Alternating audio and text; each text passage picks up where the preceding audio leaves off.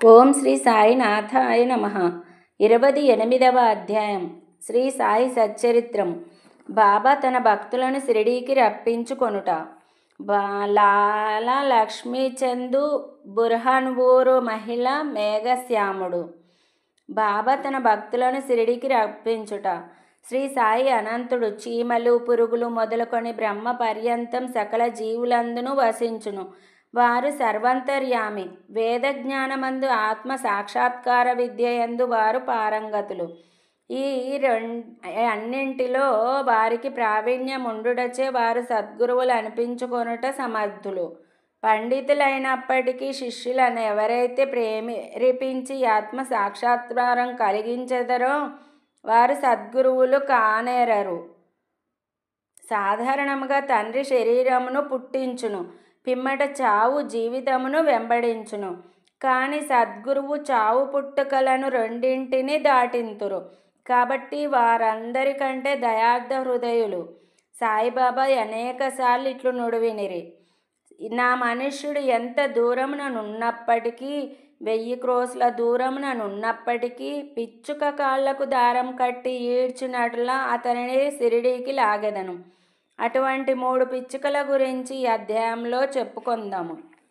లాలా లక్ష్మీచంద్. అతడు మొట్టమొదట రైల్వేలోను, అటు తర్వాత బొంబాయిలోను, శ్రీ వెంకటేశ్వర ముద్రణాలయమునందును, తదుపరి ర్యాలీ బ్రదర్స్ కంపెనీలోను గుమస్తాగా ఉద్యోగం చేసెను.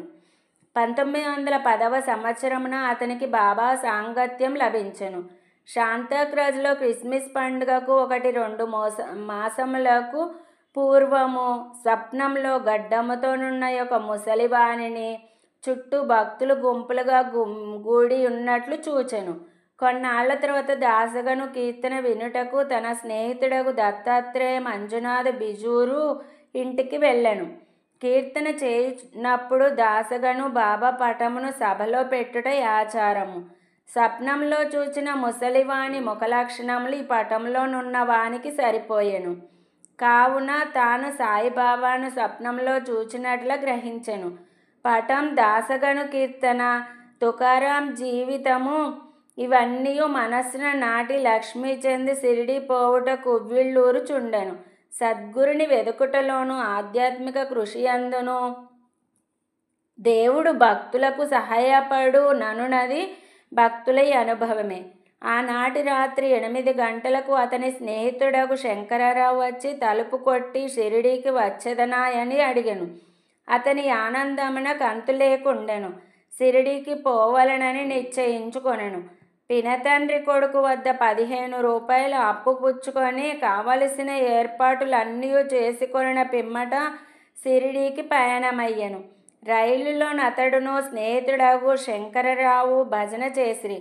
సాయిబాబాను గూర్చి తోటి ప్రయాణికులను అడిగిరి. చాలా సంవత్సరముల నుంచి షిరిడీలోనున్న సాయిబాబా గొప్ప యోగి పుంగవులని వారు చెప్పిరి. కోపర్గాం రాగానే అతడు బాబా కొరకు జామ పండ్లను కొనవలెననుకొనెను. కానీ ఆ గ్రామ పరిసరములను ప్రకృతి దృశ్యములను చూచి ఆనందించి ఆ విషయమును మరచెను. షిరిడీ సమీపించుచుండగా వారికి సంగతి జ్ఞప్తికి వచ్చెను. అప్పుడే ఒక ముసలమ్మ నెత్తిపై జామ పండ్ల గంప పెట్టుకొని తమ గుర్రపు బండిని వెంట పరిగెత్తుకొని వచ్చుచుండెను. అతడు బండి నాపి కొన్ని ఎంపుడు పండ్లను మాత్రమే కొనెను. అప్పుడు ఆ ముసలమ్మ తక్కిన పండ్లను కూడా తీసుకొని తన పక్షమున బాబాకు అర్పితము చేయుడని కోరెను. జామ పండ్లను కొనవలెననుకొనుట, ఆ విషయమే మరచుట, ముసలమ్మను కలిసి కొనుట, ఆమె భక్తి ఇవన్నీ నిద్దరికి ఆశ్చర్యమును కలగజేసెను. ఆ ముసలమ్మ తాను స్వప్నంలో చూచిన ముసలివాని బంధువై ఉండవచ్చుననుకొనెను. అంతలో బండి షిరిడీ చేరెను. వారు మసీదుపై జెండాలను చూచి నమస్కరించిరి. పూజా సామాగ్రితో మసీదుకు వెళ్ళి బాబాను ఇచ్చిత రీతిన పూజించిరి. లక్ష్మీచంద్ మనస్సు కరిగెను. బాబాను చూచి చాలా సంతసించెను. సువాసన గల తామర పువ్వును భ్రమరం చూచి సంతసించునట్లా బాబా పాదంలో చూచి సంతసించెను. అప్పుడు బాబా ఇట్లనెను: టక్కరివాడు దారిలో భజన చేయును, నన్ను గూర్చి ఇతరులను విచారించుచుండును. ఇతరులను అడగనేలా, మన కండ్లతోడ సమస్తము చూడవలెను. ఇతరులను అడగవలసిన అవసరమేమి? నీ స్వప్నం నిజమైనదా కాదా ఎనున్నది ఆలోచించుము. మార్వాడి వద్ద 15 రూపాయలు అప్పు తీసుకొని షిరిడీ దర్శనం చేయవలసిన అవసరమేమి? హృదయంలోని కోరిక ఇప్పుడైనా నెరవేరినదా? ఈ మాటలు విని బాబా సర్వజ్ఞత్వమునకు లక్ష్మీచంద్ ఆశ్చర్యపడెను. బాబాకి సంగతులన్నీ నెటిలో తెలిసినవని అతడు ఆశ్చర్యపడెను. ఇందులో ముఖ్యముగా గమనింపదగినది బాబా దర్శనం కొరకు గాని, సెలవు రోజు అనగా పండుగ దినము గడుపుటకు గాని, తీర్థయాత్రకు పోవుటకు గాని అప్పు చేయరాదని బాబా అభిప్రాయం. సాంజ మధ్యాహ్న భోజనమునకు కూర్చున్నప్పుడు లక్ష్మీచంద్కు ఒక భక్తుడు సాంజాను ప్రసాదముగా నిచ్చెను. అది తిని లక్ష్మీచంద్ సంతసించి ఆ మరుసటి దినం కూడా దానిని ఆశించెను. కానీ ఎవరునూ సాంజా తేలేదు. అతడు సాంజాకై కనిపెట్టుకొని ఉండెను. 3వ రోజు హారతి సమయమందు బాపుసాహెబ్ జోగు ఏమి నైవేద్యం తీసుకొని రావాలనని బాబాను అడిగెను. సాంజా తీసుకొని రమ్మని బాబా చెప్పెను. భక్తులు 2 కుండల నిండా సాంజా తెచ్చిరి. లక్ష్మీచంద్ చాలా ఆకలితో నుండెను.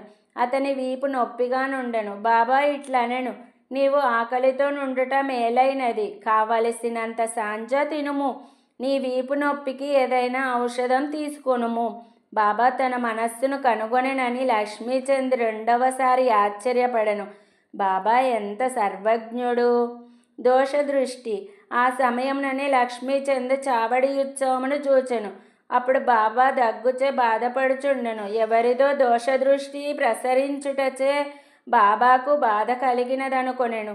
ఆ మరుసటి ఉదయం లక్ష్మీచంద్ మసీదుకు పోగా బాబా శ్యామతో ఇట్లనెను, ఎవరిదో దోషదృష్టి నాపై పడుటచే నేను బాధపడుచున్నాను.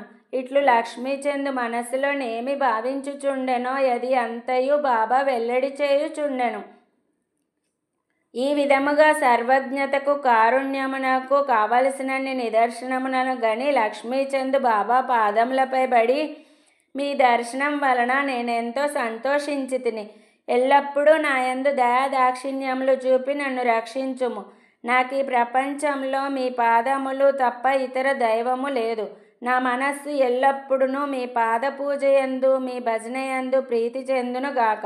మీ కటాక్షం వచ్చే నన్ను ప్రపంచ బాధల నుండి కాపాడుదురుగాక.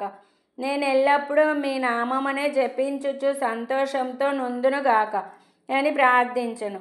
బాబా ఆశీర్వాదమును ఊది ప్రసాదములను పుచ్చుకొని లక్ష్మీచంద్ సంతోషంతో తృప్తితో స్నేహితునితో కలిసి ఇంటికి తిరిగి వచ్చెను. దారిలో బాబా మహిమలను కీర్తించుచుండెను. సదా బాబాకు నిజమైన భక్తుడుగా నుండెను. షిరిడీకి పోవు పరిచితుల ద్వారా పూలమాలలు కర్పూరము దక్షిణ పంపుచుండెను. బురహస్పూర్ మహిళ ఇంకొక పిచ్చుక వృత్తాంతము చూచెదము. బురహన్పూర్లోనొక మహిళ సాయి స్వప్నంలో కనబడి గుమ్మం వద్ద వచ్చి తినుటకు కిచిడీ కావాలనెను. మేల్కొని చూడగా తన ద్వారం వద్ద నెవ్వరూ లేకుండిరి. చూచిన దృశ్యమునకు చాలా సంతసించి ఆమె అందరికీ తెలియజేసెను. తన భర్తకు కూడా తెలిపెను. అతడు పోస్టాఫీసులో ఉద్యోగము చేయుచుండెను. అతనిని ఆ కోలాకు బదిలీ చేసిరి. భార్యాభర్తలు షిరిడీకి పోవ నిశ్చయించుకొని ఒక శుభదినమందు షిరిడీకి బయలుదేరిరి. మార్గమధ్యమున గోమతీ తీర్థమును దర్శించి షిరిడీ చేరి అచ్చట 2 మాసములుండిరి. ప్రతిరోజు మసీదుకు పోయి బాబాను దర్శించి పూజించి మిక్కిలి సంతసించుచుండిరి. వారు బాబాకు కిచిడీ ప్రసాదం నర్పించవలనని షిరిడీకి వచ్చిరి. కానీ అది 14 రోజుల వరకు తటస్థించలేదు. ఆమెకు కాలయాపన ఇష్టం లేకుండెను. 15వ రోజు ఆమె కిచిడీతో మసీదుకు 12 గంటలకు వచ్చెను. మసీదులో అందరూ భోజనమునకు కూర్చొనిరి కనుక తెరవేసి ఉండెను. తెరవేసి ఉండినప్పుడు ఎవరు లోపల ప్రవేశించుటకు సాహసించరు. కానీ ఆమె నిలవలేకపోయాను. ఒక చేతితో తెర పైకెత్తి లోపల ప్రవేశించెను. బాబా ఆనాడు కిచిడీ కొరకు కనిపెట్టుకొని ఉన్నట్లు తోచెను. ఆమె కిచిడీ అచట పెట్టగానే బాబా సంతసముతో ముద్ద మీద ముద్ద మ్రింగుట ప్రారంభించెను. బాబా ఆతృతను చూచి అందరూ ఆశ్చర్యపడిరి. ఈ కిచిడీ కథను విన్నవారు బాబాకు తన భక్తులపై అసాధారణ ప్రేమ ఉండుననోటను విశ్వసించిరి. మేఘశ్యాముడు. ఇక అన్నిటికంటే పెద్దదైన 3వ పిచ్చుక గురించి వినుడు. విరంగాం నివాసియగు మేఘశ్యాముడు హరివినాయక సాటే గారి వంట బ్రాహ్మణుడు. అతడు అమాయకుడైన చదువురాని శివభక్తుడు. ఎల్లప్పుడూ శివపంచాక్షరి ఓం నమ శివాయ జపించువాడు. అతనికి సంధ్యావందనం గాని గాయత్రి మంత్రం గాని తెలియకుండెను. సాటే గారికి వినియందు శ్రద్ధ కలిగి గాయత్రి మంత్రంతో సంధ్యావందనం నేర్పించిరి. సాయిబాబా శివుని అవతారమని సాటే అతనికి బోధించి షిరిడీకి ప్రయాణం చేయించెను. బ్రోచి స్టేషన్ వద్ద సాయిబాబా మహమ్మదీయుడని ఎవరో చెప్పగా అతని మనస్సు కలవరపడి తనను అచటకు పంపవద్దని యజమానిని వేడుకొనెను. కానీ ఆ యజమాని మేఘుడు షిరిడీకి పోయి తీరవలనని నిశ్చయించి అతనికి ఒక పరిచయపుటుత్తరము షిరిడీ వాసి తన మామగారగు దాదా కేల్కర్కు వ్రాసి సాయిబాబాతో పరిచయం కలగజేయవలెనని ఇచ్చెను. షిరిడీ చేరి మసీదుకు పోగా బాబా కోపించి అతనిని లోపలికి రానియక ఈ వెధవను తన్ని తరిమివేయుడు అని గర్జించి మేఘునితో ఇట్లనెను. నీవు గొప్ప జాతి బ్రాహ్మణుడవు, నేనా తక్కువ జాతి మహమ్మదీయుడను. నీవిచ్చటకు వచ్చినచో నీ కులము పోవును, కనుక వెడలి పొమ్ము. ఈ మాటలు విని మేఘుడు వణకనారంభించెను. అతడు తన మనసులోనున్న విషయంలో బాబాకు ఎట్లు తెలిపెనని ఆశ్చర్యపడెను. కొన్ని దినములు అచటనే ఉండి తనకు తోచినట్లు బాబాను సేవించుచుండెను. కానీ అతడు సంతృప్తి చెందలేదు. తర్వాత తన ఇంటికి పోయాను. అక్కడ నుండి త్రయంబకు పోయి అచట 1 సంవత్సరం 6 మాసములుండెను. తిరిగి షిరిడీకి వచ్చెను. ఈసారి దాదా కేల్కర్ కల్పించుకొనుటచే అతడు మసీదులో ప్రవేశించుటకు షిరిడీలో నుండుటకు బాబా సమ్మతించెను. మేఘశ్యామునకు బాబా ఉపదేశం ద్వారా సహాయం చేయలేదు. అతని మనస్సులోనే మార్పు కలగజేయుచు చాలా మేలు చేసెను. అప్పటి నుండి అతడు సాయిబాబాను శివుని అవతారముగా భావించుచుండెను. శివుని అర్చనకు బిల్వపత్రి కావలను. మేఘుడు ప్రతిరోజు మైళ్ళ కొలది నడిచి పత్రిని తెచ్చి బాబాను పూజించుచుండెను. గ్రామంలోనున్న దేవతలనందరినీ పూజించిన పిమ్మట మసీదుకు వచ్చి బాబా గద్దెకు నమస్కరించి పిదప బాబాను పూజించుచుండెను. కొంతసేపు వారి పాదముల నొత్తిన పిమ్మట బాబా పాదతీర్థమును త్రాగుచుండెడివాడు. ఒకనాడు ఖండోబా మందిరం వాకిలి మూసియుండుటచే ఖండోబా దేవుని పూజింపక మసీదుకు వచ్చెను. బాబా అతని పూజను అంగీకరించక తిరిగి పంపివేశెను. ఖండోబా మందిరం వాకిలి తెరిచి ఉన్నదని చెప్పెను. మేఘశ్యాముడు మందిరమునకు పోయెను. వాకిలి తెరిచి ఉండుటచే ఖండోబాను పూజించి తిరిగి వచ్చి బాబాను పూజించెను. గంగా స్నానము. ఒక మకర సంక్రాంతి నాడు మేఘుడు బాబా శరీరమునకు చందనం పూసి గంగానది జలముతో అభిషేకము చేయదలంచెను. బాబాకు అది ఇష్టం లేకుండెను. కానీ అతడు అనేక సార్లు వేడుకొనగా బాబా సమ్మతించెను. మేఘశ్యాముడు రాను పోను 8 క్రోసుల దూరం నడిచి గోమతీ నది తీరము తేవలసి ఉండెను. అతడు తీర్థం తెచ్చి యత్నములన్నీ చేసుకొని బాబా వద్దకు 12 గంటలకు వచ్చి స్నానమునకు సిద్ధముగా నుండుమనెను. బాబా తనకాయ అభిషేకము వలదనియు పకీరగుటచే గంగాజలముతో నెట్టి సంబంధం లేదనియు చెప్పెను. కానీ మేఘుడు వినలేదు. శివునికి అభిషేకం ఇష్టం గనక తనకు శివుడైన బాబాకు అభిషేకం చేసి తీరవలనని పట్టుబట్టెను. బాబా సమ్మతించి క్రిందికి దిగి పీటపై కూర్చుండి తల ముందుకు సాచి ఇట్లనెను. ఓ మేఘా, ఈ చిన్న ఉపకారం చేసి పెట్టుము. శరీరమునకు తల ముఖ్యము కావున తలపైనే నీళ్లు పోయుము. శరీరమంతటిపై పోసినట్లగును. అట్లనే అని మేఘశ్యాముడు ఒప్పుకొని నీళ్లకుండను పైకెత్తి తలపై పోయ యత్నించెను. కానీ భక్తి పారవశ్యంన హరగంగే హరగంగే అనుచు శరీరం అంతటిపై నీళ్లు పోసెను. కుండనొక ప్రక్కకు పెట్టి బాబా వైపు చూచెను. వాని ఆశ్చర్య ఆనందములకు మేరలేదు. బాబా తల మాత్రమే తడిసి శరీరమంతయు పొడిగా నుండెను.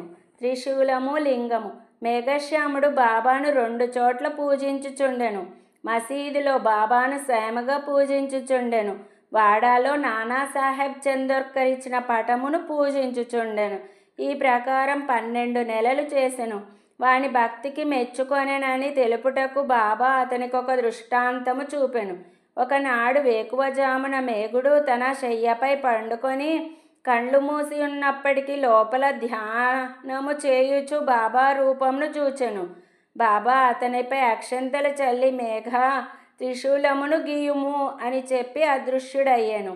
మేఘుడు బాబా మాటలు విని ఆత్రుతగా కళ్ళు తెరచెను. బాబా కనిపించలేదు గాని అక్షంతలు అక్కడక్కడా పడి ఉండెను. బాబా వద్దకు పోయి చూచిన దృశ్యమును గూర్చి చెప్పి త్రిశూలమును గీయటకు ఆజ్ఞనిమ్మనెను. బాబా ఇట్లనెను, నా మాటలు వినలేదా? త్రిశూలమును గీయమంటిని, అది దృశ్యం కాదు, స్వయముగా వచ్చి నేనే చెప్పి తిని. నా మాటలు పొల్లుగావు, అర్థవంతములు. మేగుడిట్లు పలికెను, మీరు నన్ను లేపినట్లా భావించి తిని, తలుపులన్నీ వేసి ఉండుటచే నది దృశ్యం అనుకొంటిని. బాబా తిరిగి ఇట్లు జవాబిచ్చెను, ప్రవేశించుటకు నాకు వాకిలి అవసరం లేదు, నాకు రూపం లేదు, నేను అన్ని చోట్ల నివసించుచున్నాను. ఎవరైతే నన్నే నమ్మి నా ధ్యానం నందే మునిగియుందురో వారి పనులన్నీ సూత్రధారినై నేనే నడిపించదను.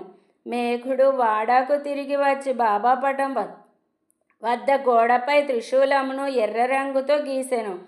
ఆ మరుసటి దినము ఒక రామదాసి భక్తుడు పూనా నుంచి వచ్చి బాబాకు నమస్కరించి ఒక లింగమును సమర్పించెను. అప్పుడే మేఘుడు కూడా అచ్చటకు వచ్చెను.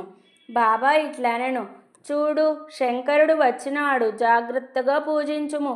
మేఘుడు త్రిశూలమును గీసిన వెంటనే లింగం వచ్చుట గాంచెను. అతడు ఆశ్చర్యపడుచుండగా మేఘశ్యాముడు వచ్చి బాబా తనకు లింగం కానుకగా నిచ్చెనని చూపెను.